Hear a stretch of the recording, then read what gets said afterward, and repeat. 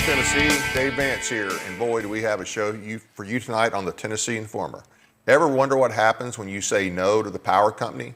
Well, buckle up, folks. We're sitting down with a local couple who did just that. 7 kids, no electricity, and a whole lot of controversy over smart meters. They're claiming these gadgets are more than just a modern inconvenience. We're talking potential health hazards. You won't want to miss their shocking story. But there's also more after that. Remember the buzz about nullification from the summer study? We're going to do a deep dive into why this isn't just a political mumbo jumbo. This is about putting the Constitution back in your hands. I'll break down and show you why, yes, you need to contact your legislators and get them on board to pass nullification legislation this upcoming session. So grab a drink, settle in, and let's get informed Tennessee style. It's all happening right here on the Tennessee Informer. Our guest is Judson and Christy Keene from Humphreys County over around McEwen. Thank you for coming on tonight and being with us to tell your story. Thank you. Thank you for having us. Thank you, Dave. Thank you. So let's get right to it. So why was your power cut off and when was it cut off? Our power was cut off on July 8th because we would not consent to taking a smart meter from our electric cooperative, Meriwether Lewis Electric Cooperative. And they gave us 3 options. When we told them we would not consent to it, they said you either take a smart meter or take another variant of a smart meter mounted on a pole away from the house or have your power disconnected. And away from the house is approximately 40 feet. Right. Which is still smart meter technology reaches 1,500 feet. Wow. Yeah, so 40 feet doesn't seem like that would really make a whole lot of difference. Well, and that would only address one aspect of the smart meter itself. The smart meter has multiple concerns. It has the health concerns that we're talking about that most people are interested in, which is the RF that is emitted from the smart meters to RF being radio frequencies, right, for folks who aren't familiar. Right. So you have radio frequencies that are in modulated pulse frequencies that do biological harm to humans, animals, plants, and everything. And that's being emitted 24/7.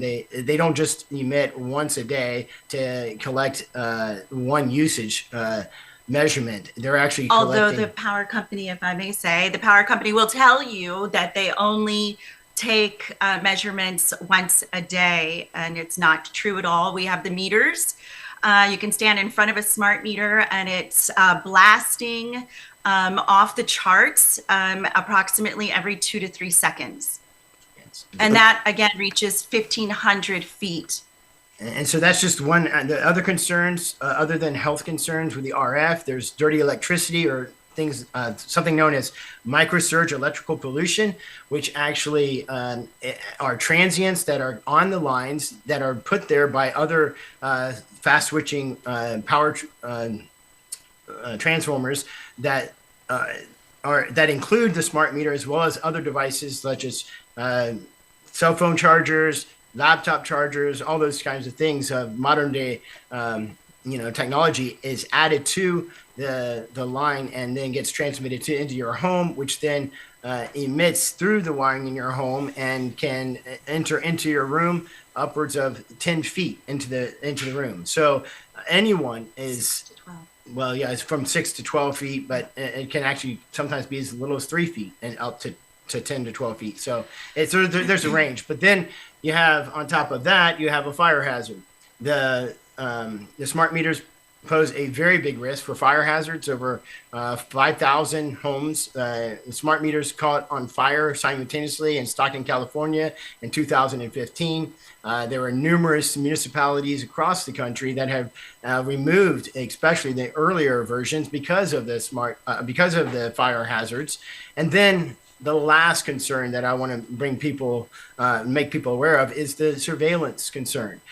These smart meters are not just collecting, like I said, usage data. They actually are collecting and profiling each individual household. They know when you wake up, when you go to work, when you take a shower. They know your habits. They know they have load signatures that they can also detect certain devices that click on and click off. so they like a fingerprint, if you will, for your appliances and things inside your home, and they can even tell your sexuality based off of that. There's a Supreme Court and a congressional report even back as in 2012 that states all this, that states that it is a privacy concern, that it is going against the Fourth Amendment of the United States Constitution, that it is doing illegal searches and seizures. And they have not asked or given us any notification or warrants or compensated us or told us that who the data is going to be sold to.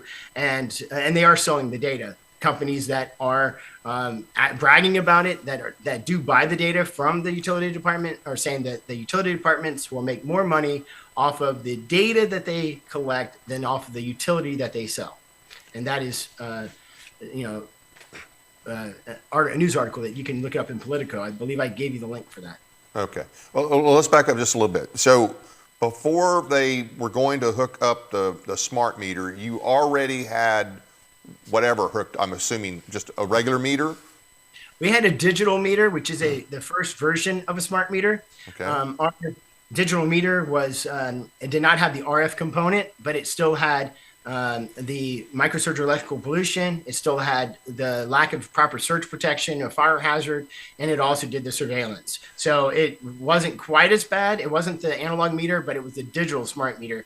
We at the time were not aware of the dangers of this. Our family became very ill since we moved to Tennessee, and we've had a digital meter ever since we moved here, because that's right when they came out, and that's what Meriwether Lewis put on our on our house, and we didn't even know it at the time of the danger. But now, as we have gone on our journey, we've figured it out, and I'm studying to become a building biologist as a result of this, so that I can help other people live safer lives when we're inundated with technology and the pollution from our tech. So when we moved to Tennessee from Florida, we bought a 40-foot camper, and we moved it onto our 30 acres to start our life over and build our, house from the ground up with 7 kids, and immediately within 3 months, I had 7 children in 8 years. And within 3 months of being here, we experienced our first miscarriage. Of 7 now. Wow. And so we had 7 miscarriages in a row after leaving Florida. And like I said, we had 7 children in 8 years in Florida with no complications. And so that was kind of the beginning. My hair started falling out in huge clumps. I was experiencing horrible menstrual cycles. We had children that had unexplained rashes, oozing rashes. We had children that became extremely sick with what, we thought to be the stomach flu. But they got it, I would say, at least a dozen times in just the first year. These were children that, were perfectly healthy before we left. Our oldest was 8 years old. Our youngest was 4 months old. And we had the stomach flu like that. Now, looking back at it, if you look up the symptoms for acute radiation sickness, that is what we were experiencing. Acute radiation sickness. And a lot of people are experiencing acute radiation sickness and aren't aware of it because they don't know what the symptoms are. And unfortunately, it's, given 1,000 different, titles. But I would encourage everyone to look up the symptoms of acute radiation sickness and ask yourself if you're experiencing any of those, because we didn't know either. Yeah. So let me clarify. So when you were here building your home, you were in an RV, correct? But so your RV, it was hooked up to the digital smart meter that already was on the property. Yes. Yes. And when you were in Florida before you came here, you were never exposed to a digital smart meter, just a normal smart meter. I mean, just a normal energy meter, correct? To our knowledge, we were not exposed to a digital smart meter. I cannot recall exactly what kind of meter we had in Florida. It wasn't of importance to us. What kind of meter wasn't on our radar screen. We knew nothing about the dangers of RFs. But in the camper, you're in an extreme microcosm. So, or chasm, whatever. So it's so small. Right. Okay. And so like what he was saying is that the dirty electricity or microsurge electrical pollution enters into the room up to 12 feet. So if you think you're in a camper, that's how far apart, I mean, how wide was it? It wasn't that wide. It wasn't even 12 feet. So, wow. And it was metal, you know? So we were basically in a microwave oven for 4.5 years, Ooh. You know, 4.5 years while we built our home ourselves. Yeah. So once you finished your home, so when did you figure out that it was the digital meter with the dirty energy and whatever else that it was emitting? When did you figure that out? And what you've already described the symptoms. But the first thing was, you know, I'm not sure exactly like where we started wondering about RF frequencies, but a friend allowed us to borrow their little meter, remember? And I brought it home and I just started metering the house. And I could not believe the stuff in our home. You know, I mean, we live a fairly simple lifestyle. Our kids don't have cell phones. We don't use, yes, sir. The house or the RV? This was when we moved into the house. We had already left the RV, but we were still experiencing illness. I continued with, I think, 2 more miscarriages in the house. You know, we were averaging 1 miscarriage a year. Wow. The last one I had was during COVID. But anyway, so I just started, you know, metering the house and was shocked at the things that were putting off high amounts of electromagnetic fields, like our television screen. We don't even have TV, but, you know, for videos. And it wasn't even turned on. The thing was turned off. Even being turned off, it was off the charts. I had to unplug it from the wall for it to disappear. Otherwise, it was completely, you know, from what the building biology perspective, completely unsafe for human use. You know, we later discovered that same TV told us in the instructions to be sure not to have private conversations in your living room or where your television was located, because it is being recorded. It actually said it on the manual. In the manual.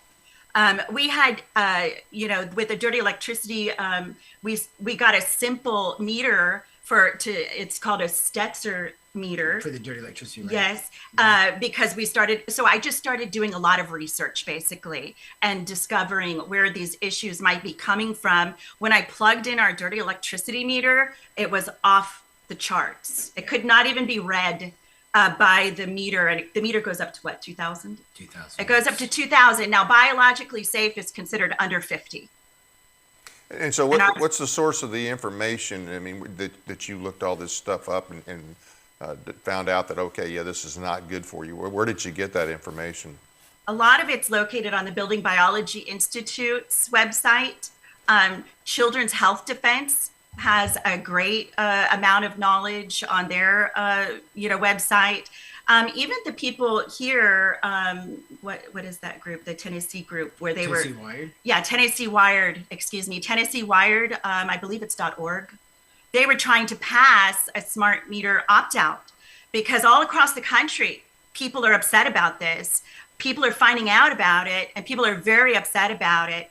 It's one thing to have a cell phone. You have control over it. If you want to radiate yourself, your children, that's your choice. You can turn it off. You don't have to sleep with it. It's not going 24 hours a day unless you leave it on. But with a smart meter, you have zero control. And it's going 24 hours a day, 7 days a week, unnecessarily, if I might add, because all of that radiation isn't at all necessary to garner the information that they say that they're trying to achieve from the meter itself. And so people are upset. And like Judd kind of, touched on earlier, there are places in around the country that have outlawed, entirely banned smart meters for this very reason, primarily in California. So the options they gave you, okay, take a different model, take this one, or no electricity. Is that like a state standard? Is that what have you heard of that happening in other places in our state?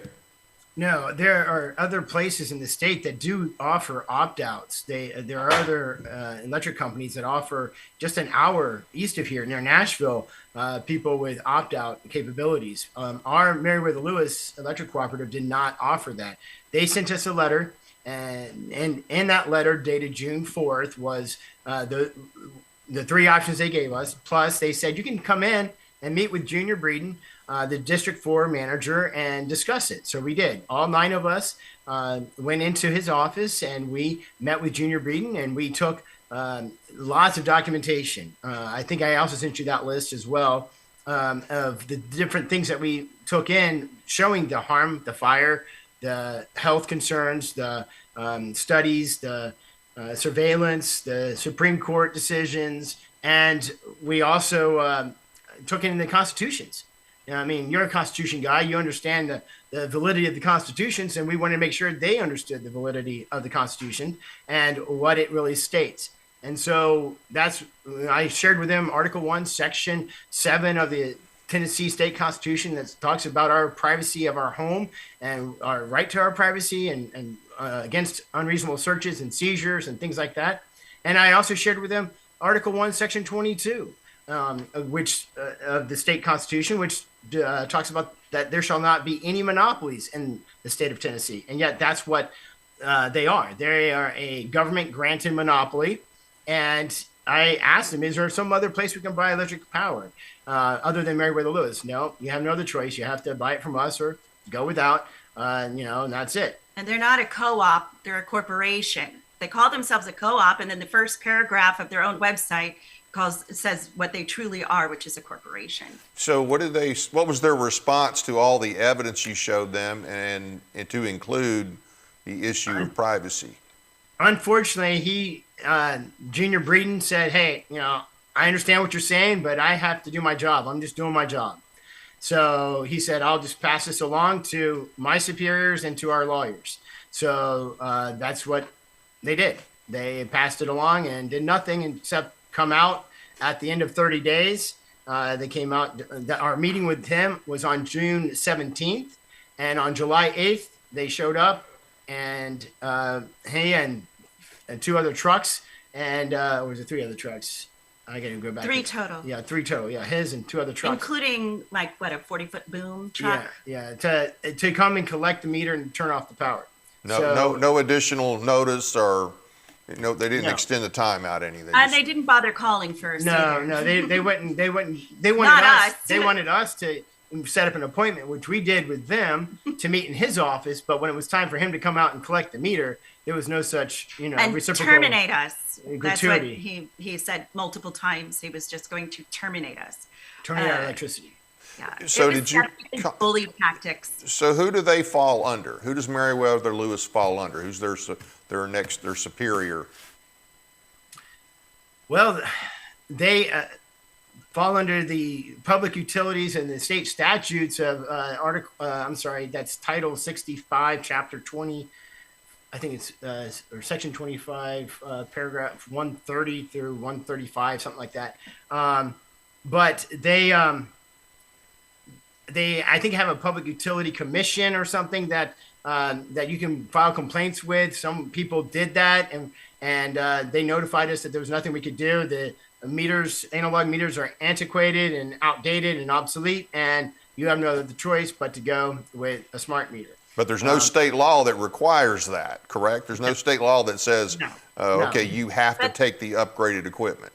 There can't be, because that would be in violation against the Constitution. And but they don't get all of their funding. And would be null and void. I'm sorry. Yeah, they won't get all of their, gifts and goodies from the government if they don't. It's kind of like the pediatricians. They don't get their huge, $100,000 bonuses unless they get a certain percentage of the little babies vaccinated. So that's why if you, fight them in any way or even ask a question, you get fired from your pediatrician. It's the same thing with this electric corporation. They are given all kinds of grants and freebies from the government. And if they don't put that smart meter on your house, if they don't get you to take it, then they don't get what they want, which is money. And power. Well, to answer your question, yes, there is a federal law that Obama passed during his time. They passed that Congress passed for rural. Electrification. No, that was way before then. But no, during for the internet, to have fiber. Yeah, the broadband, right? Broadband. Thank you. Rural broadband, and because of that, a lot of their grants and things are tied to that. I mean, they do collect money from the federal government, and they almost all lost their tax-free status back in the 80s, and then Congress passed a new legislation that supposedly grants them to still maintain their tax-free status. But anyway, it goes all the way back to 1933 with the TVA Act of 1933 and FDR, and that's where they all got the roots. And in the 1930s for the Rural Electrification Act, which my wife just mentioned, that's where it all started.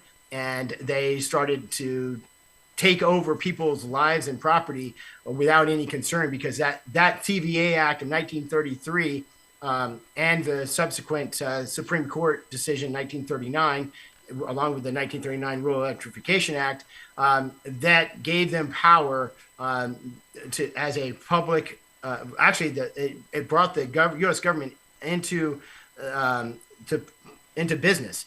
So now the U.S. government, the largest power company in the United States, is the TVA. The TVA is owned by the government, and in fact, and that's another thing to take note of, is that the TVA supplies all of the power that Meriwether Lewis resells to people in the 5 counties, and yet the board of directors for the TVA have to take an oath to the Constitution that they're going to protect. They swear. They swear an oath to uphold the Constitution. So they're bound by their oath. And they're violating their oaths. They're violating their oaths, yes. So before I ask you any more about the TFA, did you TVA or TVA? Did you go?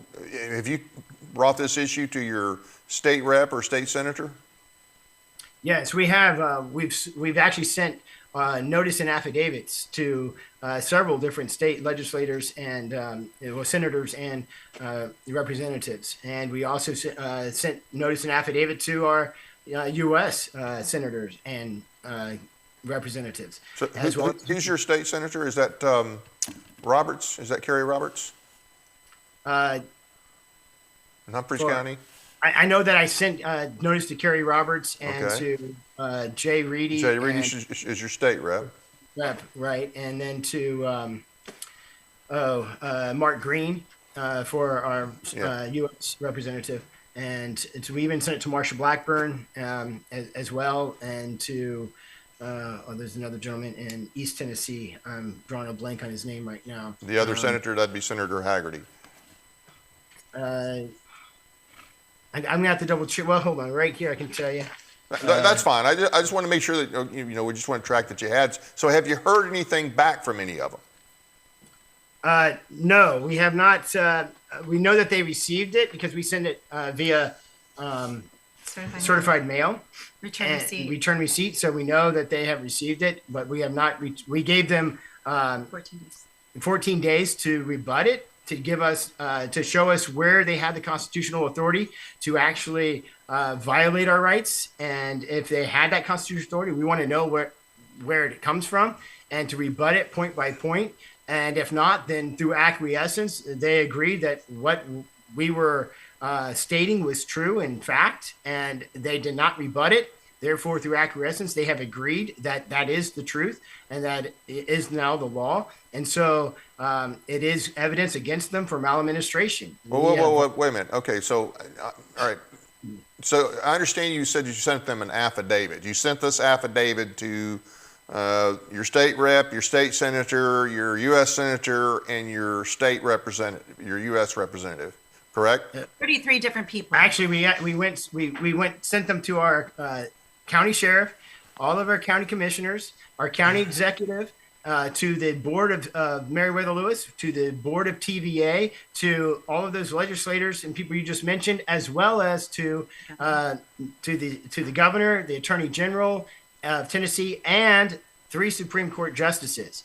So I'm a little bit confused about, okay, I guess maybe I didn't catch this in the earlier conversation. I mean, I knew that you sent them this information, but normally when you have some issue like this, the normal is to, hey, reach out and see if they can help you. I mean, I don't think they normally get an affidavit, right off the bat for something like this. Why would you send an affidavit to them without contacting them saying, hey, here's our situation, can you help?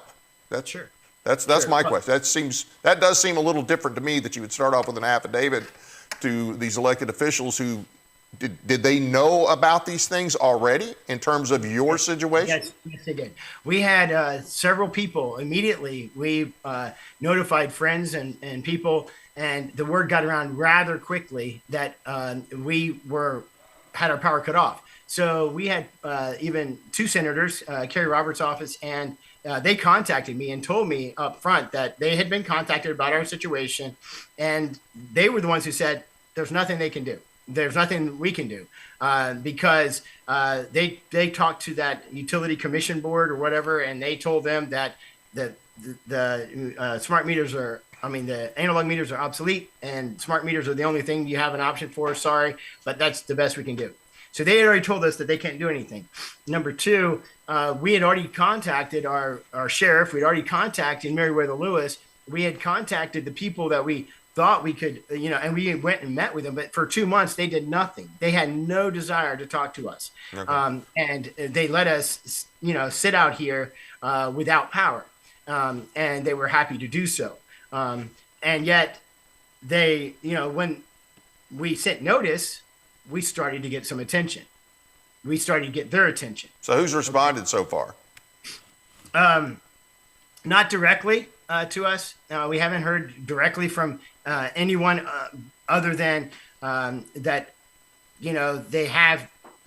they have taken notice. Is all I can say is from a roundabout source. They've told us that a third party has told us that they have taken notice to what we've sent, but we haven't seen. We're not the only ones. So we're not alone. There have been that organization, the group that I told you about, Tennessee Wired. They spent months petitioning Meriwether Lewis, even though Junior Breeden said that we're the only people that have ever had a problem with a smart meter.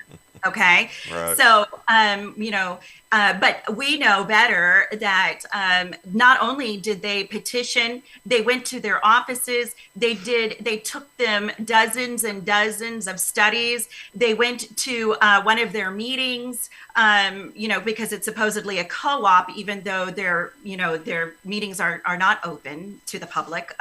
But anyway, our source there at that group said that Meriwether Lewis was the worst electric company that they dealt with in the state of Tennessee. The most tyrannical, okay? They don't care in the slightest.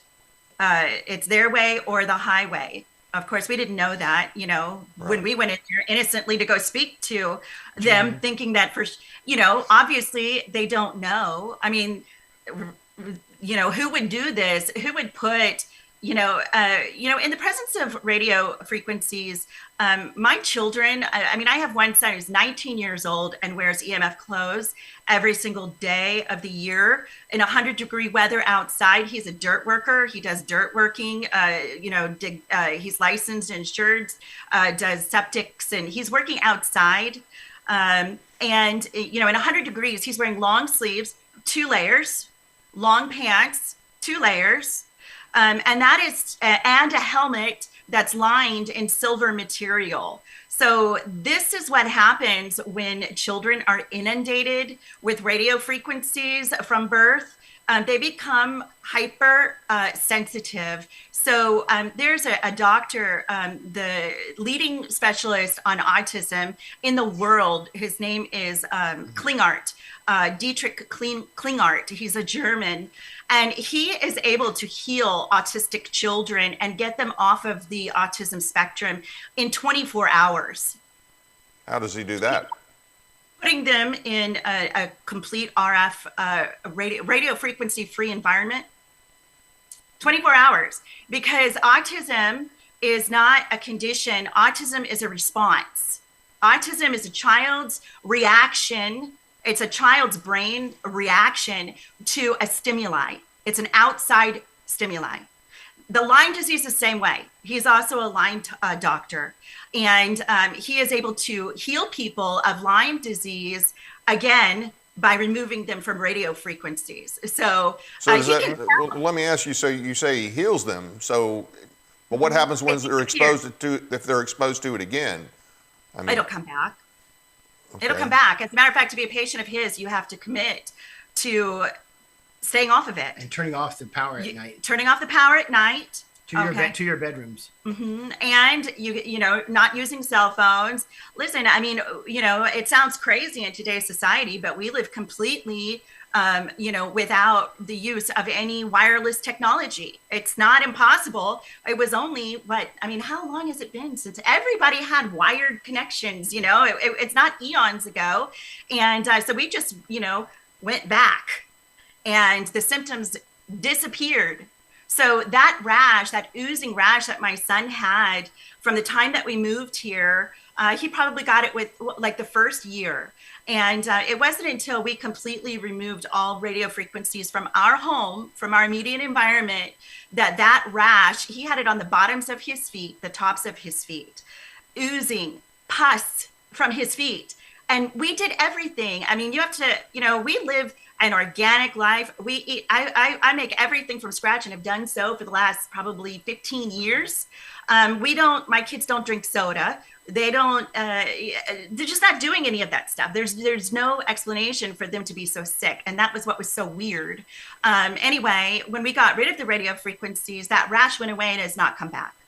But he has to wear the silver clothes. See, he can't be around, you know, even like the stuff outdoors, like the cell phone towers and other people's cell phones and, you know, and all of that stuff. He used to tell me all the time, and I know there's mamas out there that probably heard the same thing. Mommy, my stomach, it just burns all the time. When he was a little boy, because he would just, you know, when I got him tested, his neurotransmitters tested, and they were completely 100% off the chart. He had ADD, ADHD, and the doctor, the neurologist that tested him was like, wow, your kid, I can't believe that he's not struggling, because he's, you know, he was a genuinely happy child. How can he not be just completely flipping out all the time with these neurotransmitters? And he just assumed that it was because he was homeschooled, so he's not under all the stress, you know, but anyway, because his neurotransmitters were just off the charts. And see, that's what happens is we don't realize that those RFs are neurotoxins. You know, it's just aggressively, it actually 14 minutes on a cell phone breaks the blood-brain barrier. So all the chemicals that are being sprayed overhead or that you're drinking in your water or eating in your food are no longer, you know, God put that there to protect us. Well, there's no protection after 14 minutes in the presence of cell phone radiation. 3 minutes in the presence of a cell phone, 3 minutes on a cell phone, and your red blood cells stack in what's called rouleau. We knew I had rouleau, and that's why my babies died, was because my red blood cells were so stacked. And the oxygen, you know, all through your body and especially to your brain rides on those red blood cells, one red blood cell at a time, one oxygen molecule at a time, like a little float, you know, riding up to your brain. So I had anemia so bad that I would just fall out. I'd be reading a book to my kids and I'd get such limited oxygen to my brain. I would literally fall over on the couch, just asleep. And we could not figure out why, what was going on. Well, that was because those red blood cells were all stacked. We actually got to look at our red blood cells under the microscope, because when we were diagnosed with Lyme disease, 9 people miraculously were all bitten by a Lyme tick in the same house at the same time. Isn't that statistically amazing? So we all 9 were diagnosed with Lyme disease, you know, at the same time. And and the way we were diagnosed was through microscopy. You know, looking at the blood under a microscope, so you could actually see the spirochetes swimming around in the blood. My son, the one who has to wear the silver clothes, all my children wear silver clothes, but there were actual bites out of his white blood cells. Bites. out of his white blood cells. He had so many parasites in his blood. I had food floating around in my blood. My red blood cells were like stacked together. They were stuck. So your red blood cells are supposed to be free floating. What it is each one of them has a polarity. So like a battery, they repel one another. I don't know if I'm saying that right, but you know, the positive and negative, right? Or positive and positive, and they repel one another so that they're free floating within your, what's the clear stuff that they float in? Interstitial fluid. Plasma. Yeah. Okay. Well, when you use a cell phone, because it is sending off an electromagnetic frequency, okay, it destroys your own frequency on the outside of those red blood cells. And so now your red blood cells, instead of floating freely, are stuck together. Now, where can we get some information on what you're telling us? I mean, I don't know anything about this. It's all so over. Where is the best website or source to read up on this kind of stuff? Building Biology Institute is a wonderful resource.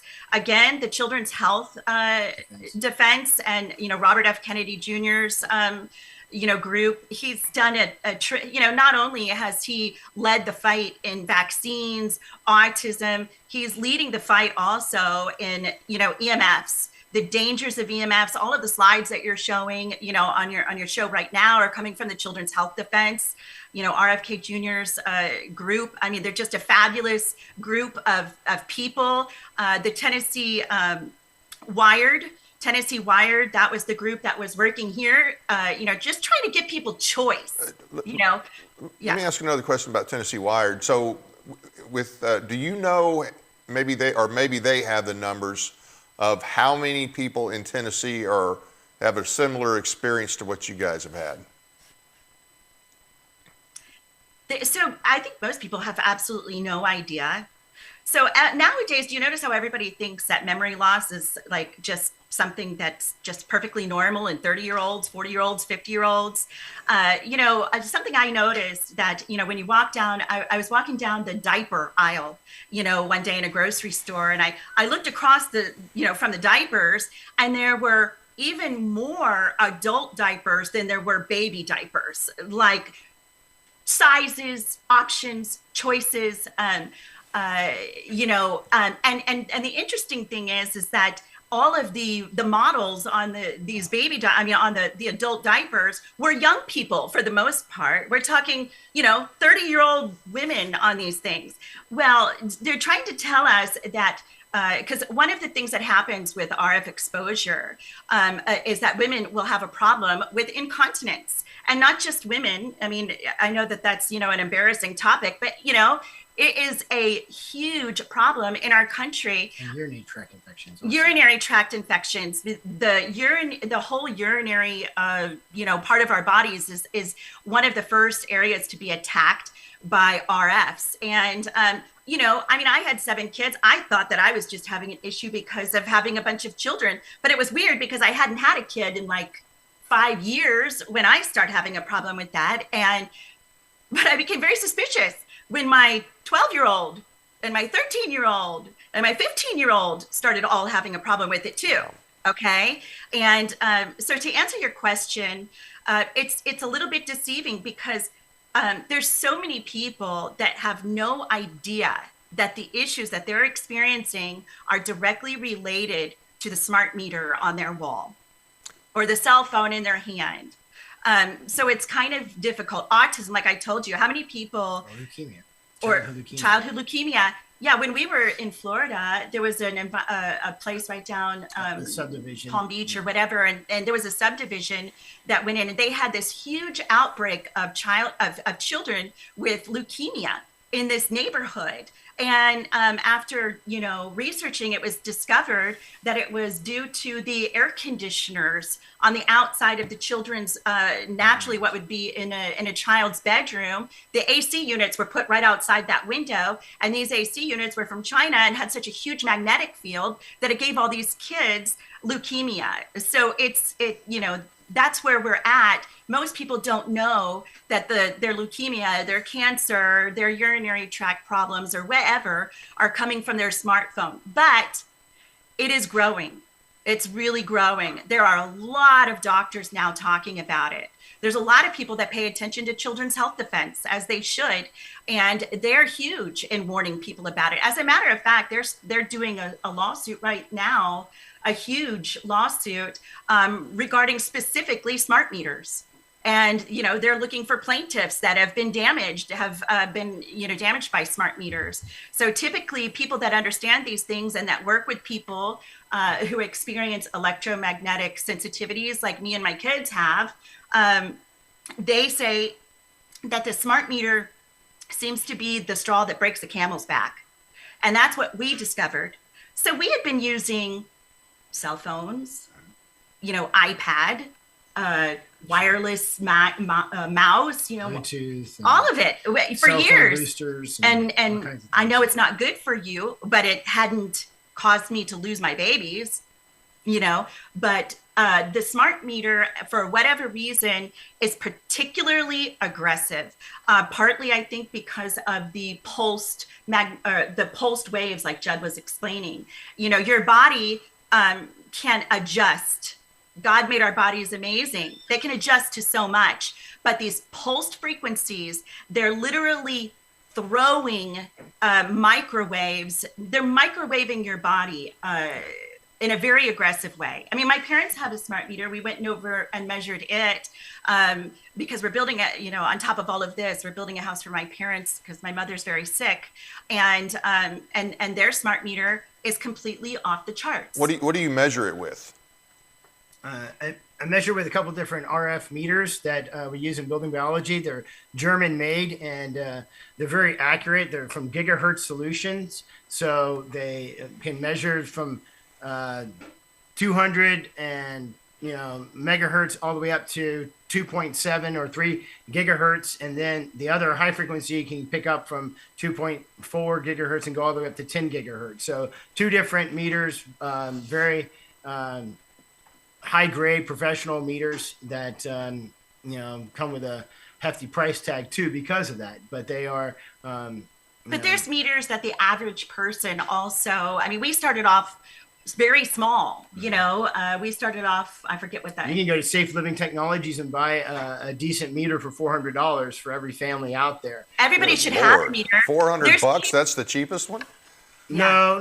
There's ones. cheaper ones around, but I'm going to say for a family that wants to have semi, accurate results, that's the most affordable one that will give you. It costs you a lot less than all the doctors. Yes, I mean, and that will go from 200 megahertz all the way up to 8 gigahertz. So it covers even the two lower bands that of 5G that is being deployed right now from the three major carriers. And 5G is really what's brought a lot of attention to this, because a lot of people are flipped out about 5G. But what most people don't understand is that 5G, the biggest problem with 5G is that they had to install so much more 4G to make 5G work. It's actually just a huge onslaught of additional 4G. 5G is bad, but we're just completely inundated at this point. So it's a cumulative effect. So you've been out of power since July. So what are you guys doing for power? I mean, you just have generators, and how's that working out?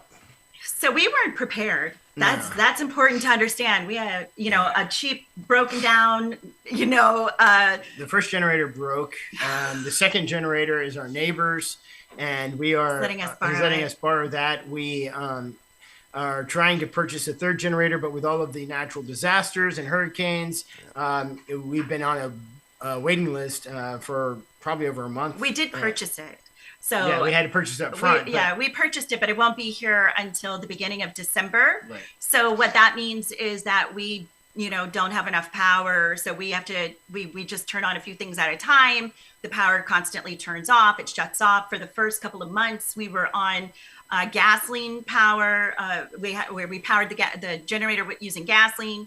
He was going to the store to buy 4 things of, gasoline about every 2 days.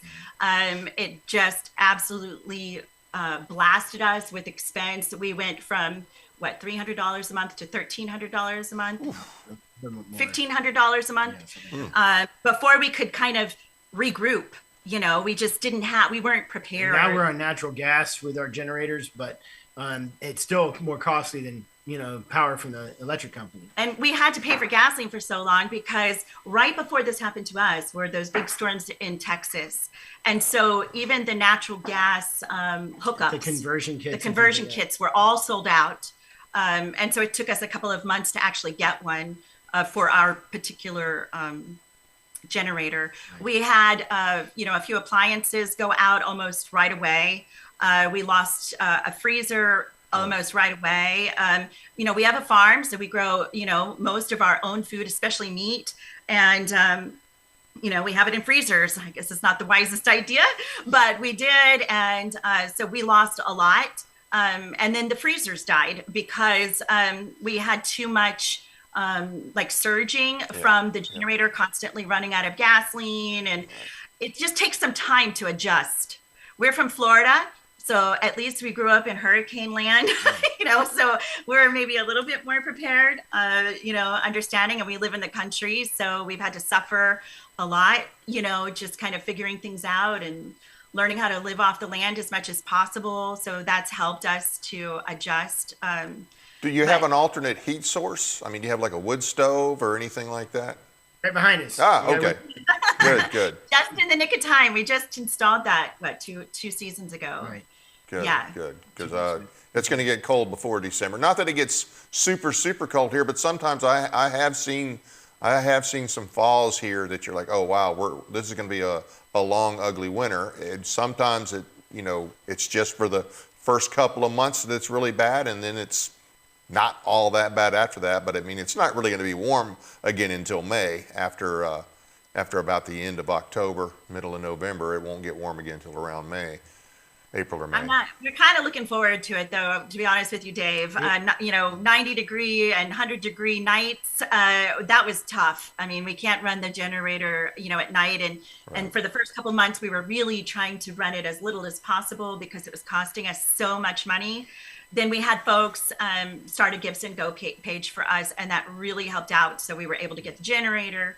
Also, you know, we do have a little bit of solar. And so but the solar, and people don't realize this as well, it's something important because solar creates massive amounts of that microsurge electrical pollution that Jed was talking about. And so it made me and my kids very sick. So we couldn't use solar at all, even though, you know, it would have been such a blessing for us in this time. But we recently learned, or Judd did, about the meter, that you can add a filter to the line to actually filter out some of that microsurge electrical pollution created by dirty solar inverters. And so that's what we're looking at possibly doing as well, to try to give us a more permanent solution in the future with the solar augmenting the actual generator power that we have. You mean solar's not green? They've been trying to push solar on us forever, and it's not green? You got to be kidding me. That's what I always like to remind people is, who is it that's trying to get you on solar to begin with? And do you trust those people? You know, do you think they might be misleading you in some way? Yeah. If so, look into it a little bit deeper. You know, we fell for it too. But fortunately, we can now mitigate it. But just so everybody understands, in order to mitigate solar effectively, it costs about $10,000 to filter. $10,000 for, okay, wait a minute. All right. For how long and for what size unit are we talking? Any. That's for a basically a 200 amp service to your house. You have to buy four different filters, two for each leg.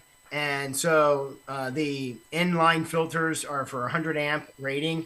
And they cost, the whole package together is around $10,000. And just so people understand, we're not misled. Okay. We're working with the best of the best, the building biologists. There's only 30 of them in the country, and they use what's called an oscilloscope. Maybe you already know what that is. I didn't know, but anyway, the oscilloscope doesn't lie. So when you've got a bunch of teeth on a sine wave, those teeth reach out and bite. And that's where the problem is. So, you've got teeth on a sine wave. It makes you sick. That's dirty electricity. You plug in these filters and you no longer have teeth on your sine wave. So, it's working. And how do they just block those from coming in? And that's just, you're saying that's dirty, or is it dirty electricity, or is that what exactly is it that they're filtering? Dirty electricity is a microsurge electrical pollution. It is the transients on the line that are, other than just a 60 hertz cycle that electricity is in America, North America, it runs at 60 hertz. There's also other frequencies that get induced on the line as well as put on the line. And those frequencies are harmonics as well as other frequencies and transients that are above that 60 hertz and some below. So you have some extremely low frequencies as well. But most of the MEP is regarded as that which is above the 60 hertz. So the filters are doing their job at removing those transients, removing those and suppressing those other frequencies that are found on that line. So what's your plan long term? I mean, if you're not going to get the smart meter, and I understand that, but are you just going to be stuck with a generator and filtering solar from here on out, or what? Well, we're going to have to do something, and that's why we're looking at solar and filtration and other alternative energy sources. I've looked at alternative fuel cells and things like that as well. Hydrogen fuel cells are looking pretty promising in the future, but they right now are in their infancy, and so they're more expensive. But there are some good companies out there. Even I think one is in North Dakota or South Dakota that is showing good promise with hydrogen fuel cells. And so anyway, we're looking at all alternative energy sources, but we're also looking at trying to remediate and we're trying to get remedy for all people in the United States. And that is by going back to the constitutions and actually holding our officials and our corporations accountable using the "it is written" method that we've learned from Dave Jose and Jaron Jackson. You can find those guys on Rumble as well as on Telegram. Jaron Jackson, Jarrin Jackson on Rumble and Telegram, and Dave Jose is found on Rumble as well as on X.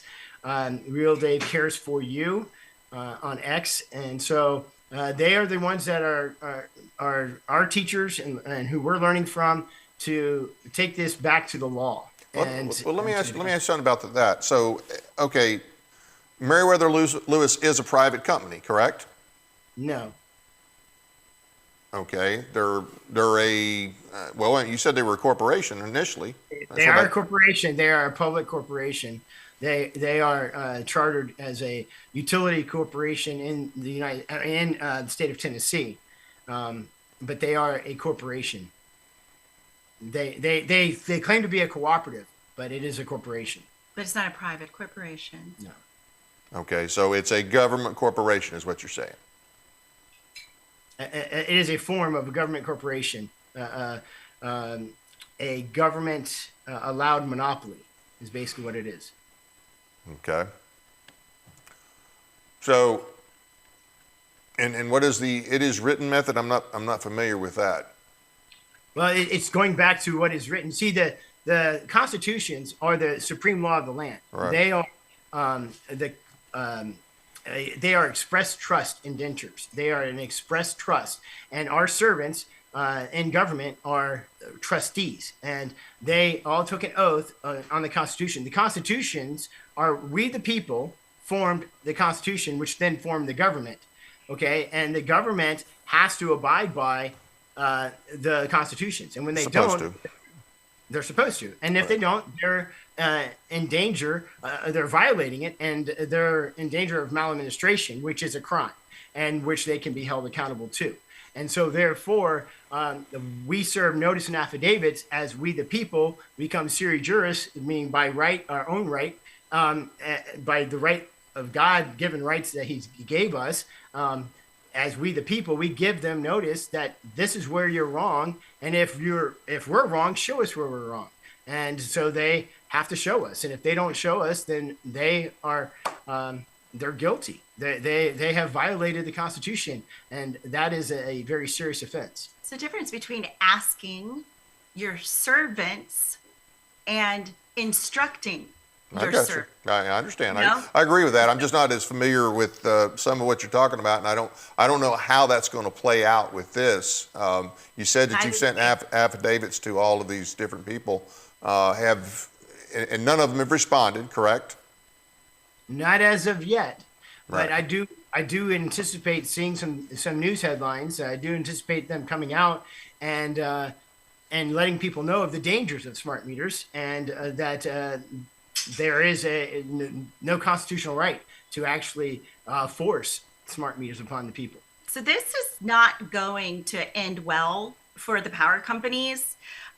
This is a perfect storm. It's not, the American people are going to become more and more educated about the issues of these smart meters and other technology that's destroying their health and destroying the health of their children.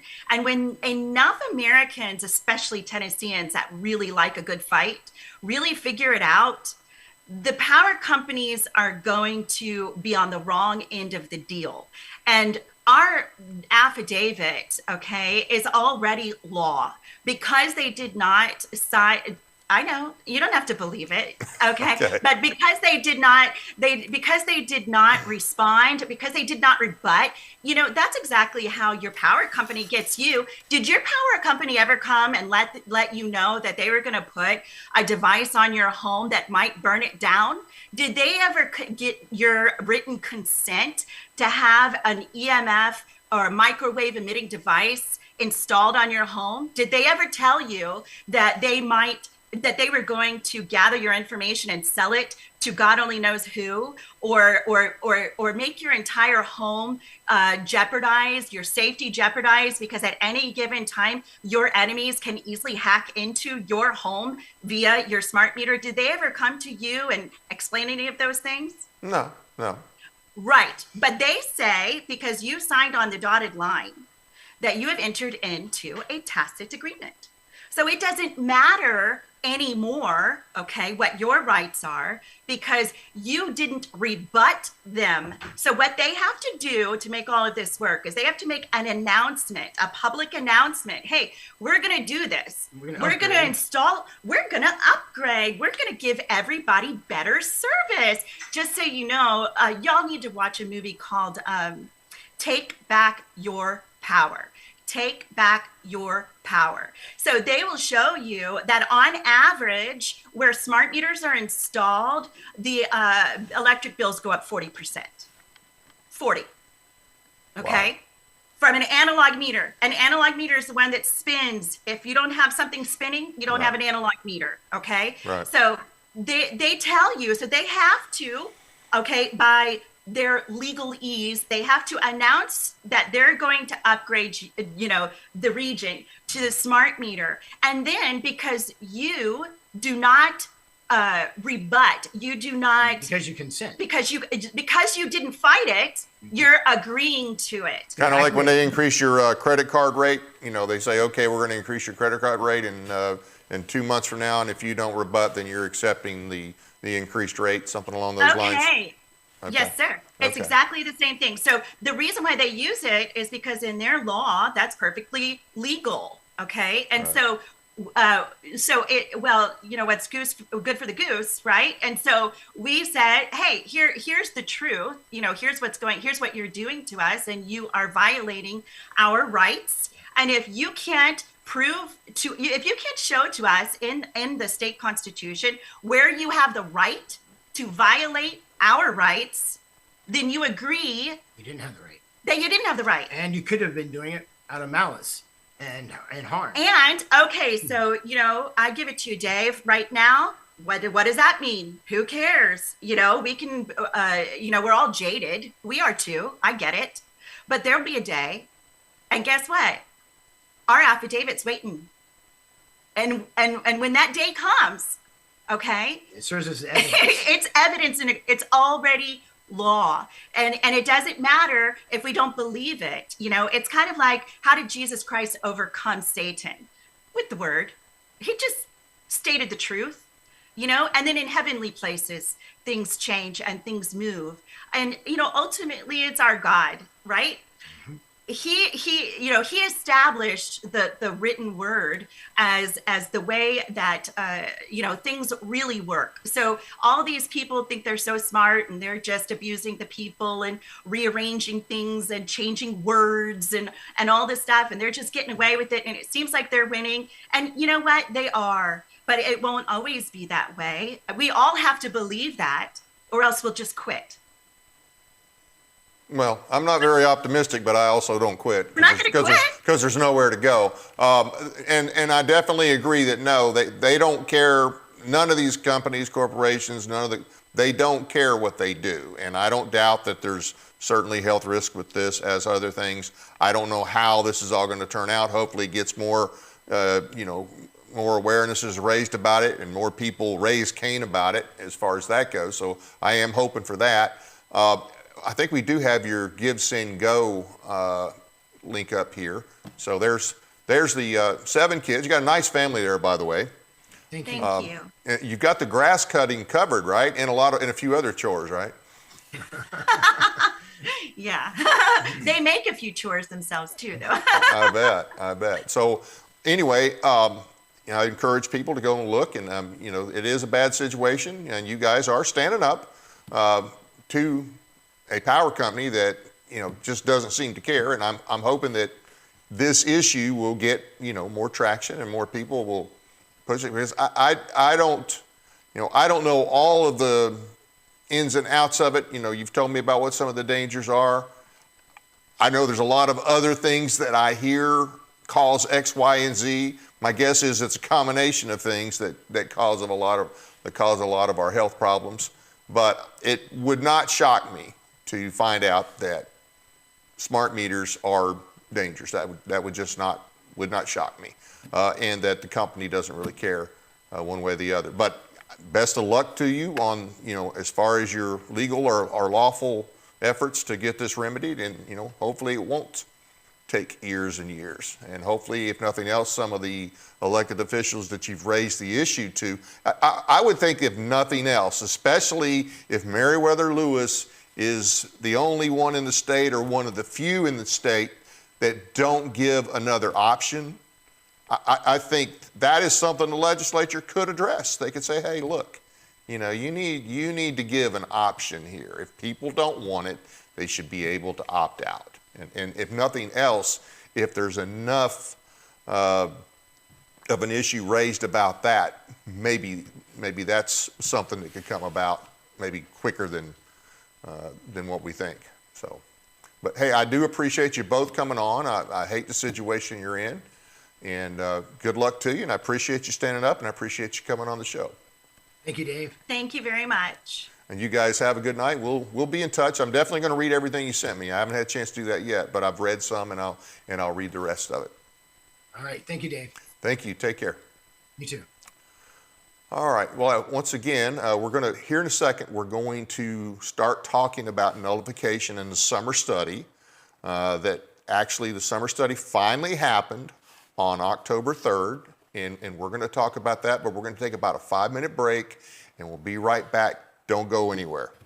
You'll want to hear this.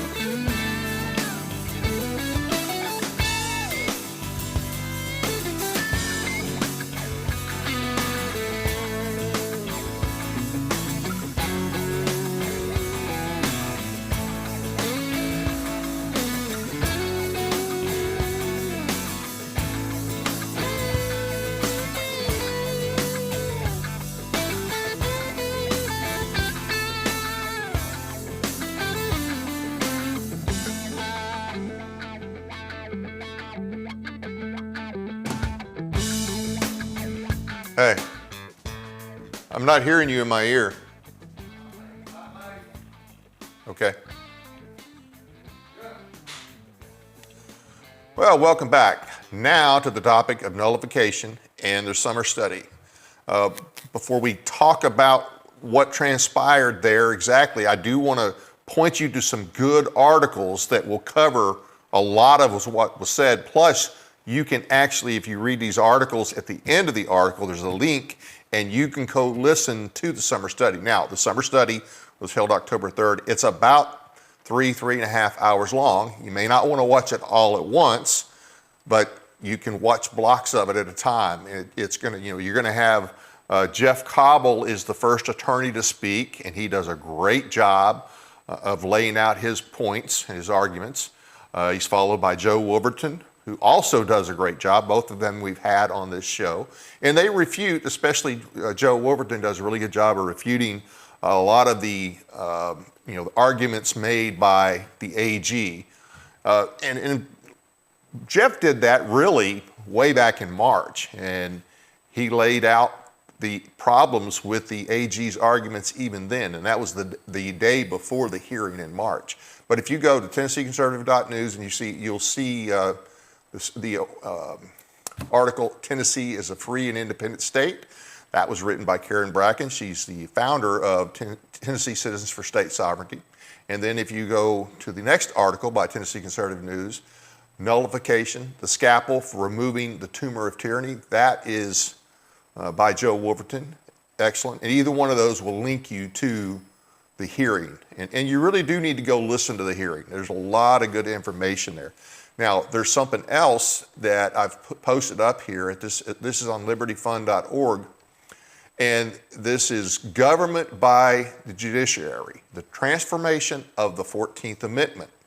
Now, that article was written, it was a book actually written by Raoul Berger, who was an attorney and a constitutional scholar. He wrote the first version of this book back in 1977. Now, he was not a conservative right-winger. He was a liberal Democrat, okay? At least for that time. A liberal Democrat then and a liberal Democrat now are not necessarily the same thing. But he was not a conservative, okay? And he wrote this, and his point was that the Supreme Court and the courts in general, and this is my word, they had so bastardized the 14th Amendment with their whole idea of incorporation, incorporating the Bill of Rights into the 14th Amendment, through the Due Process Clause of the 14th Amendment.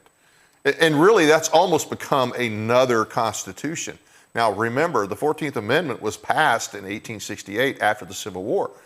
And the clear intent of the 14th Amendment, which he shows clearly in this article, that the 39th Congress, what they intended to do was not federalize the Bill of Rights. It was merely to make sure that the newly freed slaves were treated just like the whites. And basically it was Article 4 of the U.S. Constitution, that's the Privileges and Immunities Clause, that was now going to apply to the freed slaves. That was the whole goal of it, okay? It was not to federalize the Bill of Rights. Remember, the Bill of Rights was intended to protect the states and the citizens of the states from an overreaching federal government. That was the purpose of the Bill of Rights. So when you federalize the Bill of Rights, you turn it on its head. You defeat the purpose of the Bill of Rights. It was protection from federal overreach. It was not designed to, it was not a restriction on the state governments at the time because they all already had their individual Bill of Rights. So when the federal government, when the Supreme Court, through what they call the incorporation doctrine, initially they didn't just say, okay, we're going to recognize the first 8 Bill of Rights, and we're going to transfer them and now make them federal and now allow the federal government to beat the states over the head saying, well, you know, you're not meeting our definition of upholding this amendment. That was, they kind of, initially they just, I think they started with the first, but keep in mind, they passed this amendment in 1868, okay? They passed it in 1868. It wasn't until, it was 1925 before they even started doing any incorporation, and that was with the First Amendment. And then it picked up more in the 30s, but then the 40s and 50s and so on. That is when the court just got out of control and started using what was supposed to have been a limitation on the federal government as a hammer for the federal government to beat the states up with. And it just totally turns it on its head.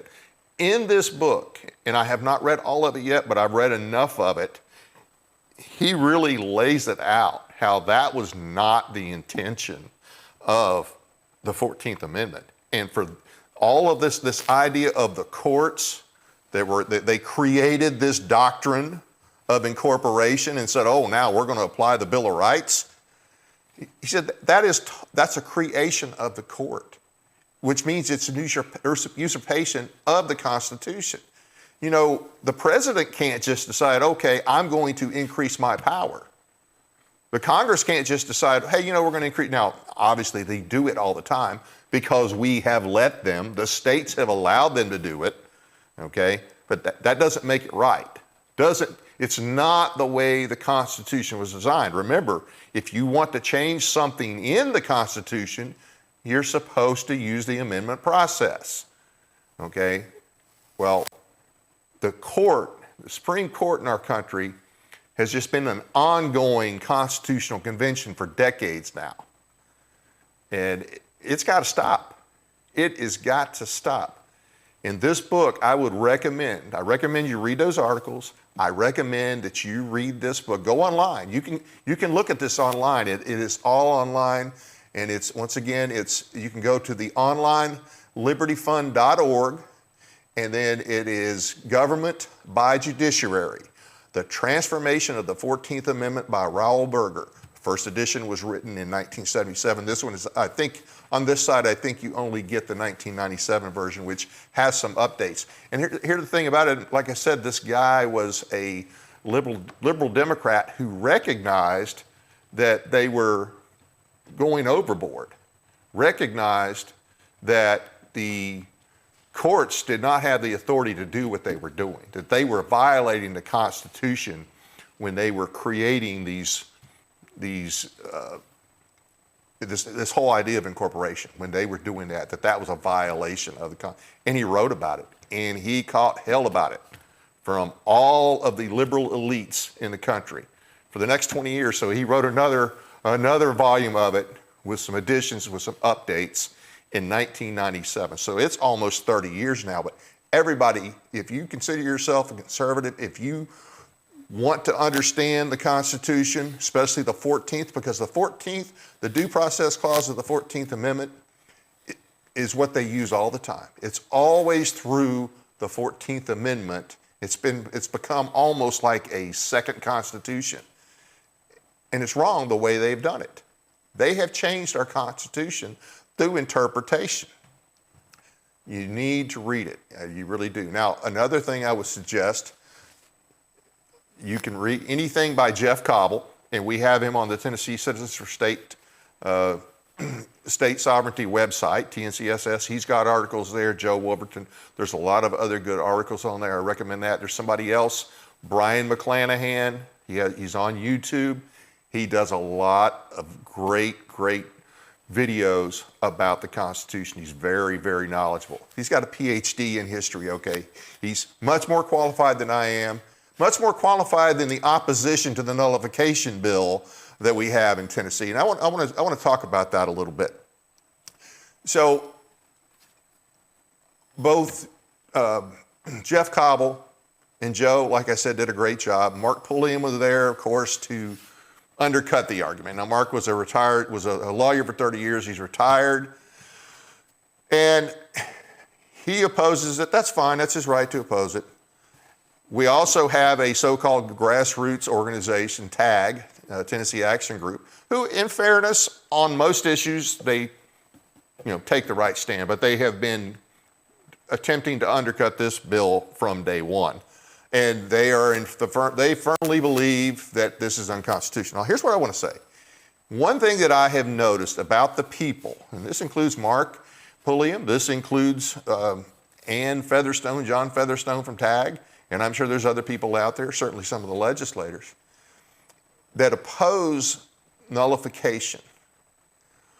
They seem to have a whole different Constitution almost, okay? The Constitution is not a super long document. It starts off, it lays out the three different branches, it lays out the qualifications, talks about elections. But where it gets important is in Article 1, Section 8, it lays out the legislative powers of Congress. And then in Section 9, it lays out some more things that can or cannot be done. And then number 10, Article 1, Section 10, lays out specific things the states cannot do. And they correlate for the most part with what's in Article 1, Section 8. So you got that. And remember, in order to get some states to agree to ratify, because that's what really counts. I mean, it's important. It's important what was said in the convention, okay? But the convention, everything still had to be ratified, okay? So it had to go to the states. Now, it starts off with "we the people" when you read the preamble to the Constitution. But if you read Article 7, you'll see it's the "we the people of the states." And it took 9 states. 9 states had to approve of it in order for it to become an active constitution, all right?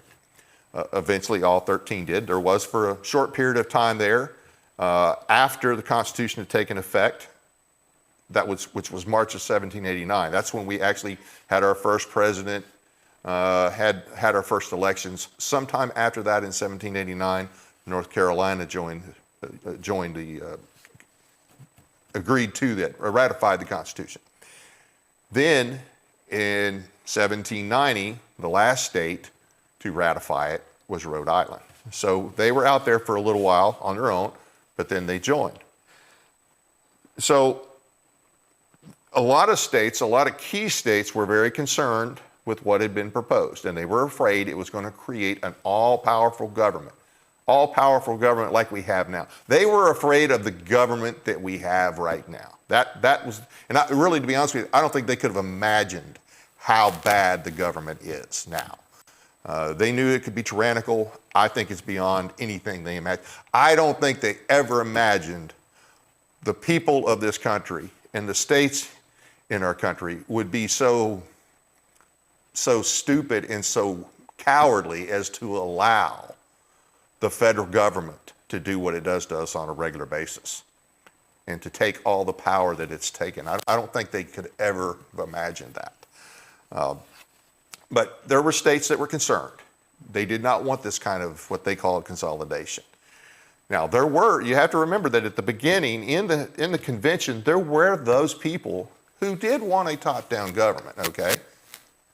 Washington, Adams, Hamilton, others, Madison initially. But they lost that fight in the convention. And what they proposed, what was finally done, what they came up with, the Constitution that was sent to the states for ratification, was not a top-down government. Okay, it was a federal republic. We gave the powers to the federal government. The states created the federal government. There was no federal government. We created it. We gave them certain powers. There were certain things we agreed not to do as states. That was it. That was supposed to be it. Everything else was retained by the states. And that's where the Bill of Rights came in, although it wasn't passed until 1791. There were a lot of people who were concerned, a lot of the key states said, look, we want more guarantees.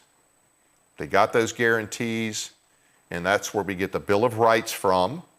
And remember the 9th and 10th Amendments especially. So the 9th Amendment basically, this is anything not enumerated in any rights not enumerated in the Constitution are retained by the people. And in the 10th Amendment, any powers not delegated to the federal government remain with the states or the people. And so those are key. Those are key. And so that's what was approved. That's what was ratified, a limited government, not a consolidated government. Okay, going back to a minute ago when I said you had to have 9 states out of the 13 to approve it. It was done by states, the people in the states. It was not just a majority of the people in all 13 had to approve. No, you had to have 9 states, okay? So it was not a consolidated government.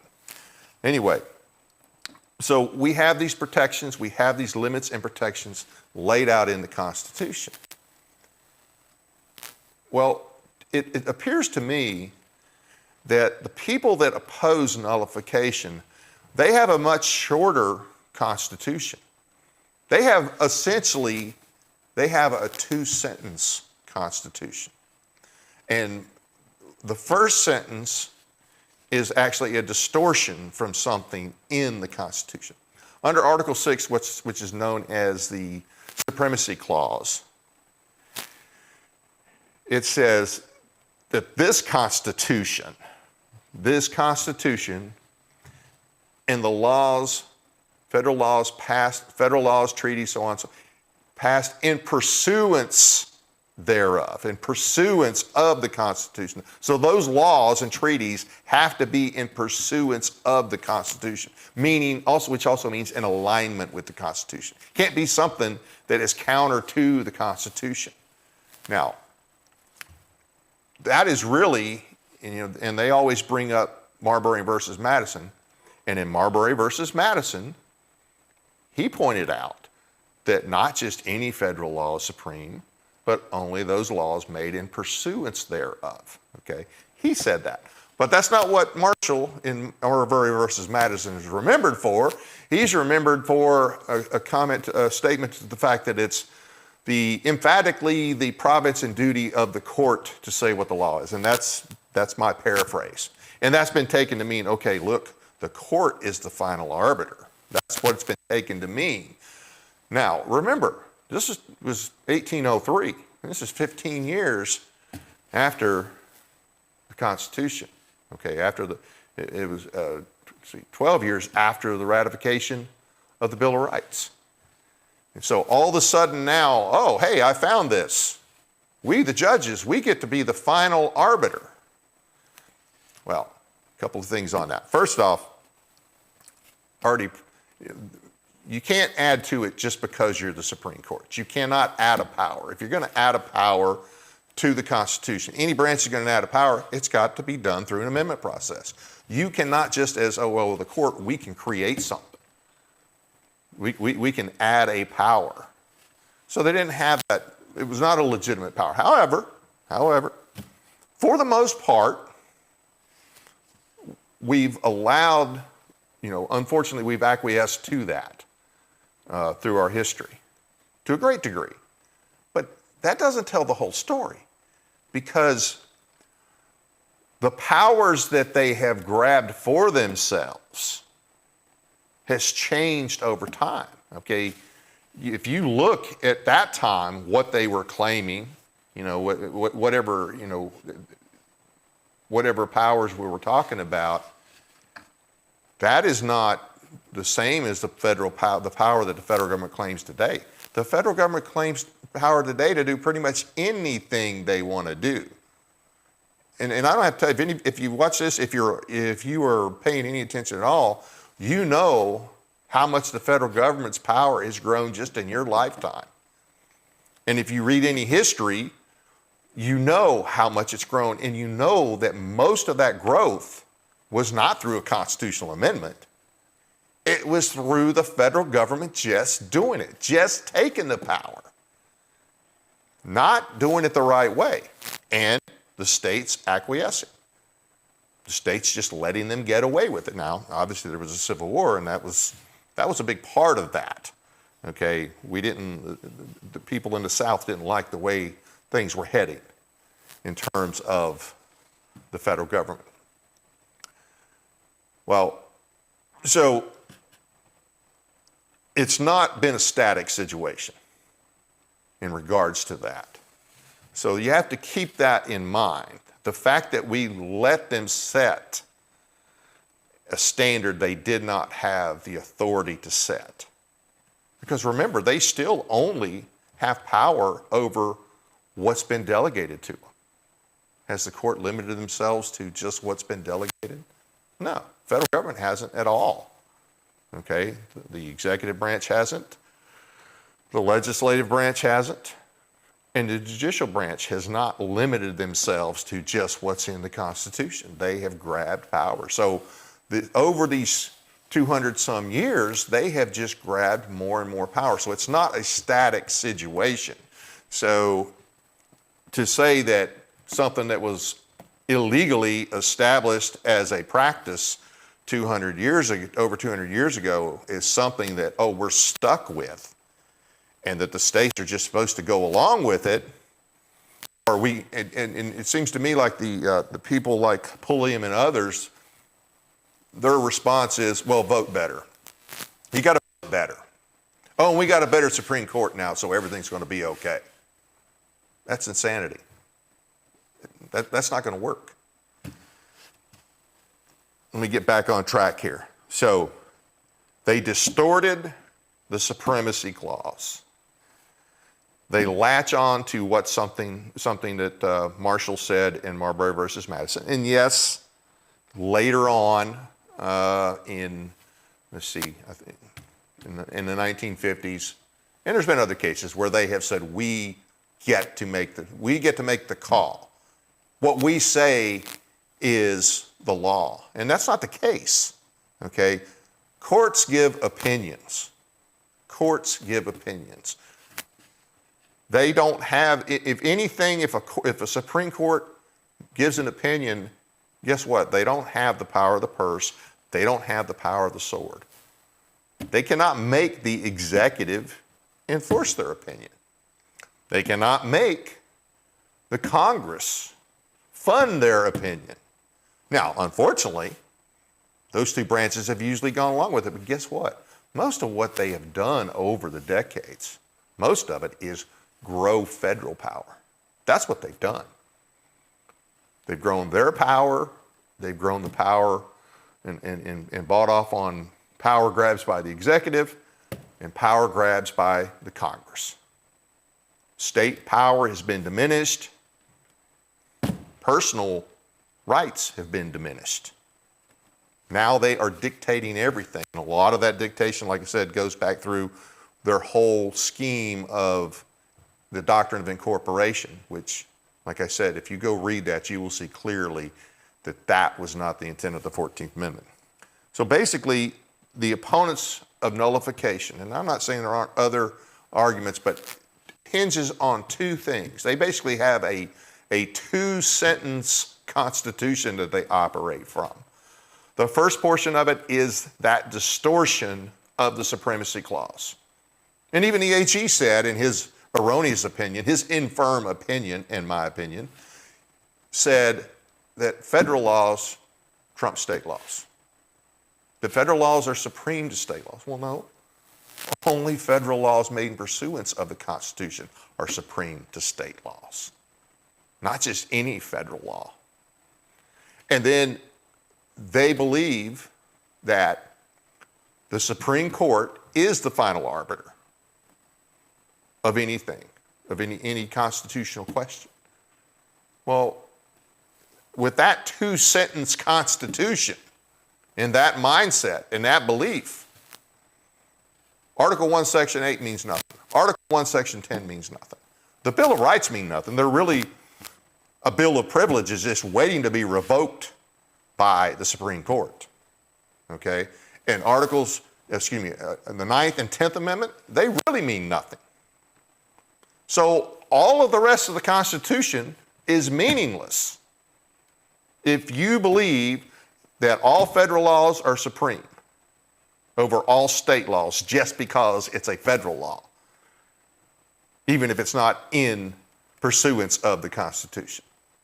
And if you believe that the Supreme Court is the final arbiter, even when they do something they clearly don't have the authority to do, that clearly violates the Constitution, then pretty much everything else in the Constitution is moot. Now, I'm not saying that the courts have never make the right decision. I'm not saying that. I'm not saying that they haven't made some legitimate decisions. I will say even some of the legitimate decisions they made, or excuse me, some of the good decisions they made, good from my perspective, good from a conservative perspective, they didn't have the authority to make because they have, with their total BS court-created doctrine of incorporation, they're turning the Constitution on its head by doing that.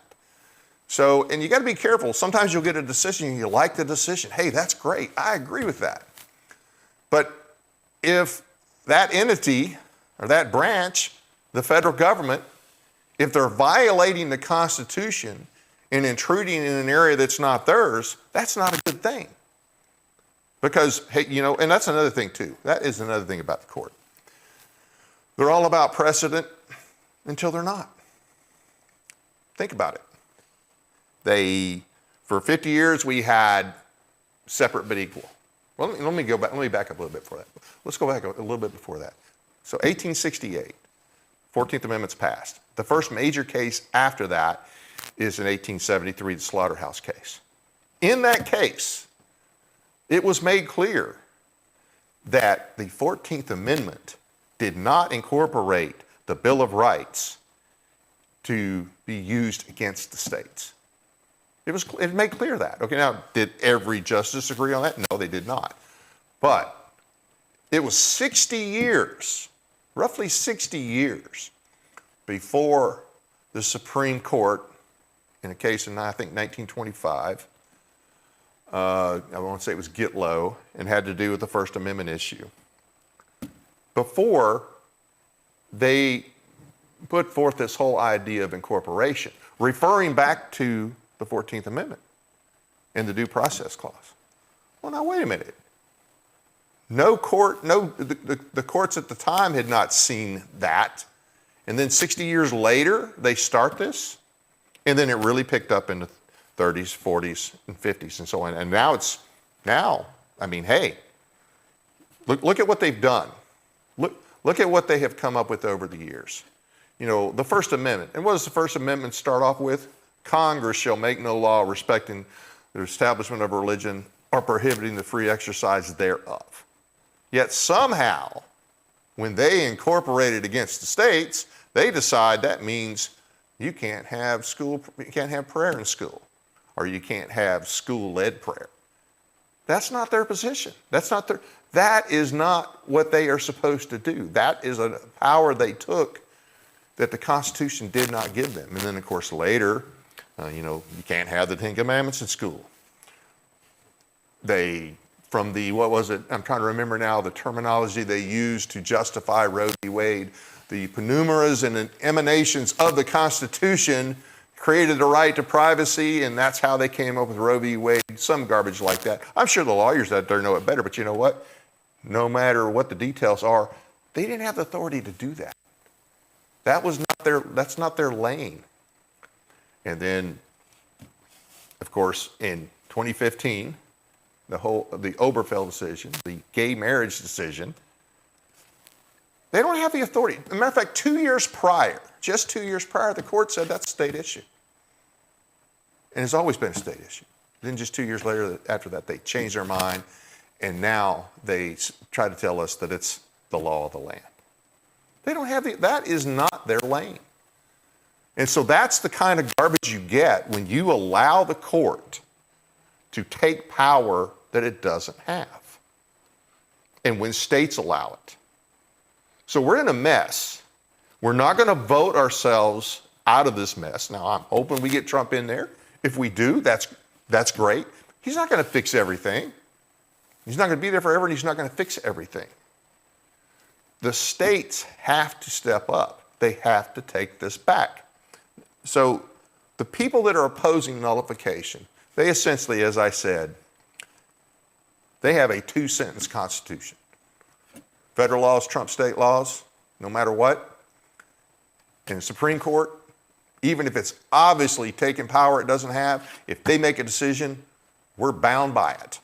And the only way to counter that is either a constitutional convention or a court to change their mind. That's insane.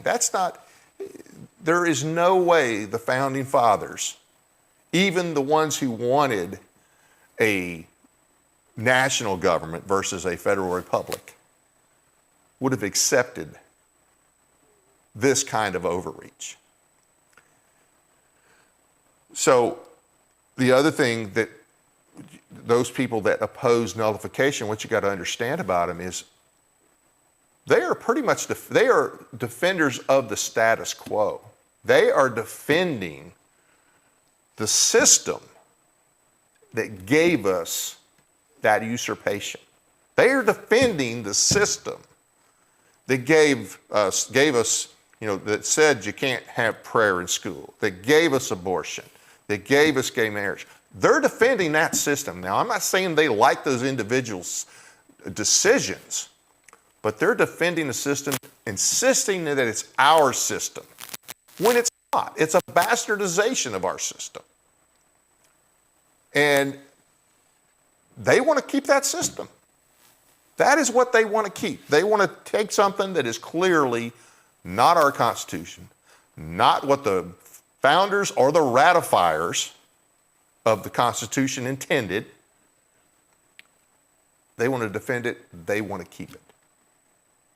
So all of the overreach and all of the garbage that's allowed to go on in our country by our federal government, and primarily because our states are either too cowardly or complicit to say no to, they want to keep that system. Instead of encouraging our states to step up and actually make sure the Constitution is upheld. You know, why do our state reps even take an oath? They take an oath both to the U.S. and the Tennessee Constitution. Why do that if you're just going to let the Supreme Court decide what's constitutional? And if why do we even need them if they are there just to be yes men and women? That was not the way this was created. We will not fix our country through elections. Like I say, I hope we get Trump in there. Not going to happen forever. But the problems are so deep. And they've been made worse because you know what? For all this time, we've allowed the federal government, and largely through the judiciary, to grab more and more power and do things that they are not authorized to do by the Constitution. And we just defer to them. That's got to stop. Nullification is actually how states make sure that the Constitution is followed. Who did the founders believe that the federal government would never attempt to overstep and that you could just count on the federal government to keep? They didn't believe that. They definitely didn't believe that. So, and you know, another term you hear a lot, and this is actually one of the arguments for those who said that we didn't need a Bill of Rights and who opposed a Bill of Rights. They said that, well, they're really just mere parchment barriers. And why create a Bill of Rights for, powers that this federal government doesn't have? And that argument, so backing up just a little bit, we all have heard about the Federalist Papers. Federalist Papers were written primarily for the New York audience, but all the same arguments were made by James Wilson in Pennsylvania, by Tench Coxe I think he was in Virginia. These arguments were made, look, the federal government is limited. They have limited enumerated powers. All the other powers are retained by the states. What's a mere parchment barrier going to do? I mean, why even say that a the federal government can't do something that it has no power to do anyway. Well, we did get the Bill of Rights. They have abused it because guess what? The Bill of Rights, the Constitution, any document, they are just parchment barriers if the people in the government at the different levels are not willing to step up. They're all parchment barriers. They mean nothing. Written on a paper, if it doesn't have people in those positions who are willing to say, hey, hold on here, you don't have the authority to do that. Then they're parchment barriers. And we've allowed our Constitution to become just a parchment barrier.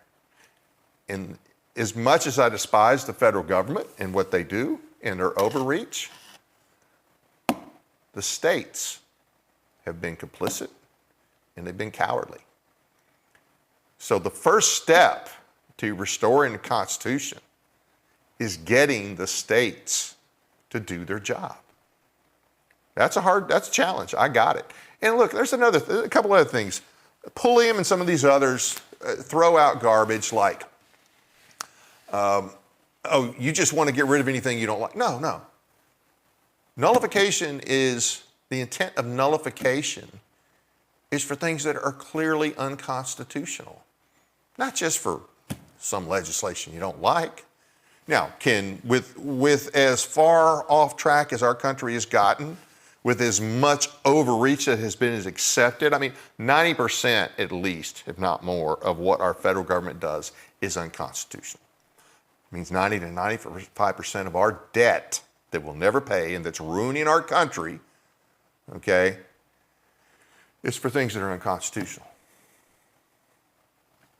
But Pulliam and the rest are defending that system. They're defending the system that's gotten us into debt to this degree. But now there's a lot of complicity there, okay? The states are complicit as well. We have to say enough is enough. We have to start pushing back. Can we stop everything and go cold turkey and not accept anything that's technically unconstitutional at this time? No, I understand that's not really, we're not going to get rid of it overnight. But because you can't get rid of all of it overnight, does that mean you don't start pushing back now? Does that mean that you don't take some of those more egregious things they've done in the past and say, hey, look, that was wrong, that was unconstitutional, and we're no longer following that? We could do that. We could do that with marriage in Tennessee real easy, because guess what? We still have the law on our books that in Tennessee, marriage is one man and one woman. We still have it. That should be one of the first things we take up if it were up to me. But in any event, there is no way to fix our country without nullification. In opposition to nullification, you are defending the status quo. You may not like the decisions, but you are defending the system that gave us that.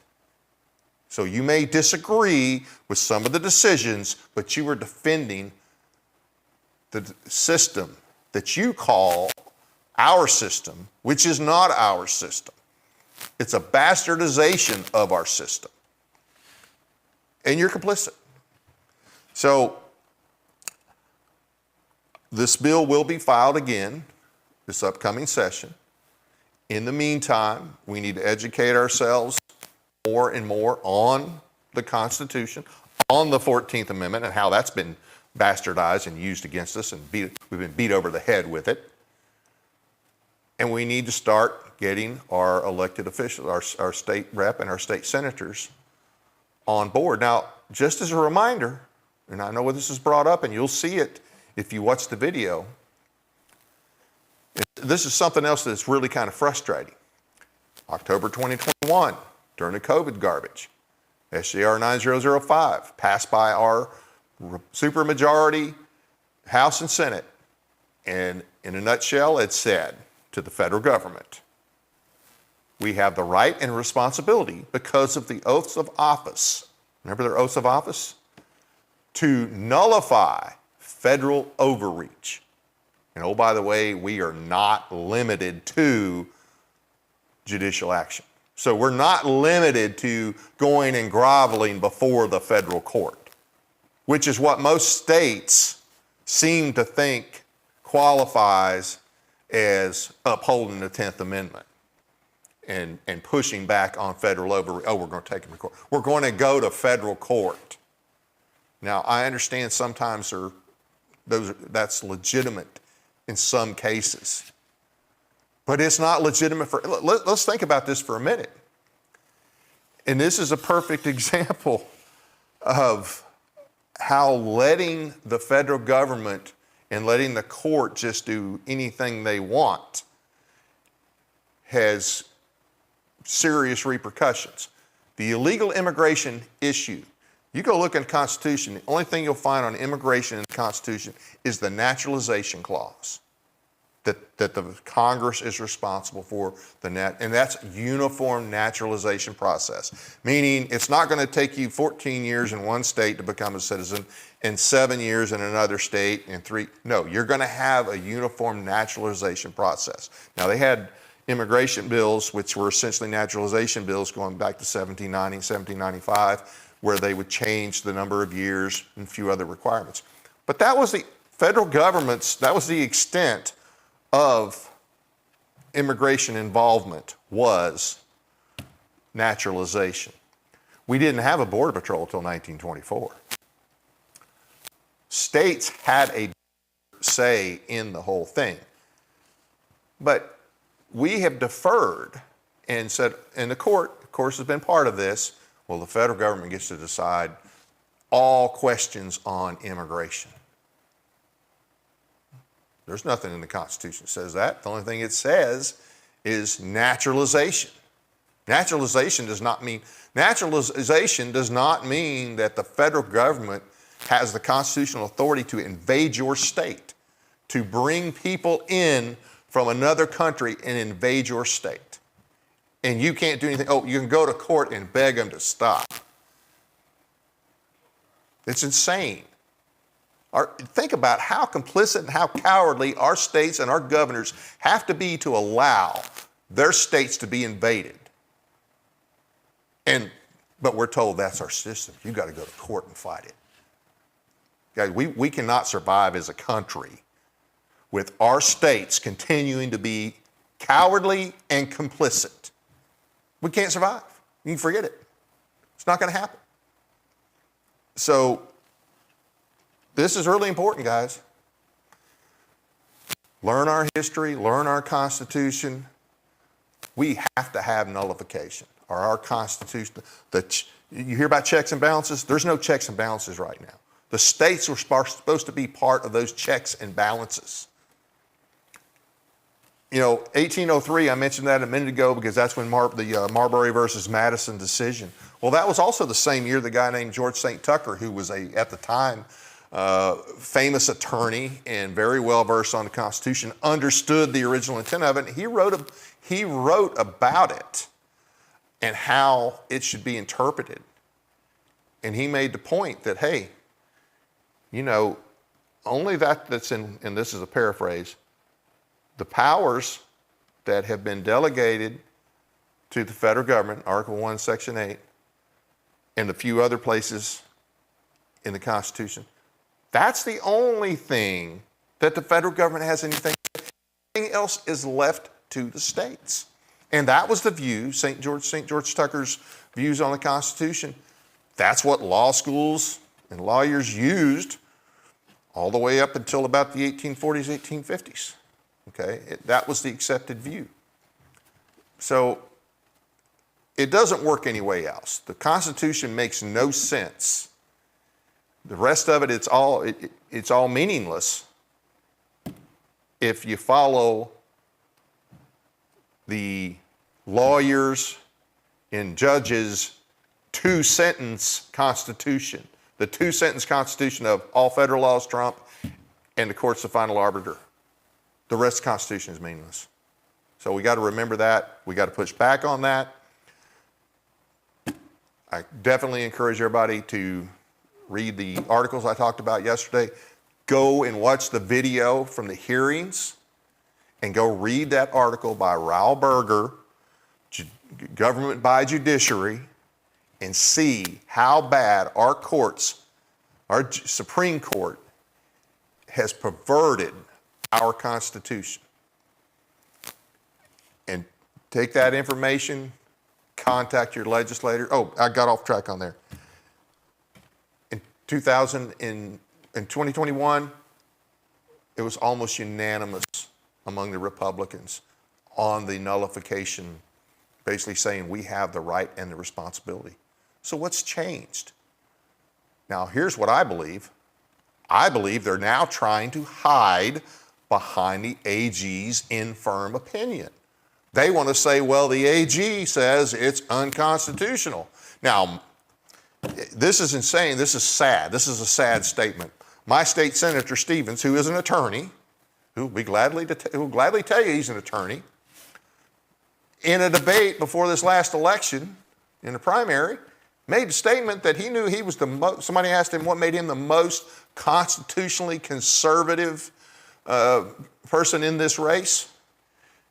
He said, well, I don't support legislation that the AG has deemed to be constitutionally infirm. What an absolute retarded answer. You're an attorney and you can't think for yourself. You can't go read some history, but if the AG tells you that something is unconstitutional, that's it, end of discussion. That's pathetic. But he's not the only one trying to hide behind the AG's opinion, and AG is doing our state a disservice by that opinion. Because he believes, and he said it, federal law is trump, Supreme Court's final arbiter. That's garbage. Throw out the rest of the Constitution if you believe that. If you want to continue on with this two-sentence Constitution, we're toast. Appreciate everybody for tuning in. I'm going to give you a little update for this upcoming week. And give me just a second here. I want to thank you all for taking the time to watch the program. Please hit the like and subscribe buttons, as well as the notification bell so you never miss an episode. We appreciate your support. Check out our audio podcast on iHeartRadio, Spotify, and other platforms as well. Sign up for our weekly newsletter at our website, TennesseeInformer.com. And please take the time to find and follow us on Facebook and Twitter. If you want to learn the true foundations of the American Republic, Saturday, October 26th from 1 to 6 p.m. Central, the instructor will be attorney, constitutional and constitutional expert Jeff Cobble. He'll be teaching on that very topic at Peachtree Learning Center at 100 North Main Street, Sparta, Tennessee. Donations are accepted but not required. Text or call 931-316-9639. Our guest for next week on the show will be Mitchell Morrison with Take Back Tennessee and Campaign for Liberty. Yes, Virginia, there are constitutional conservatives in Memphis. Join us for the details on this story. That's it for now, and good night from Paris, Tennessee, that is.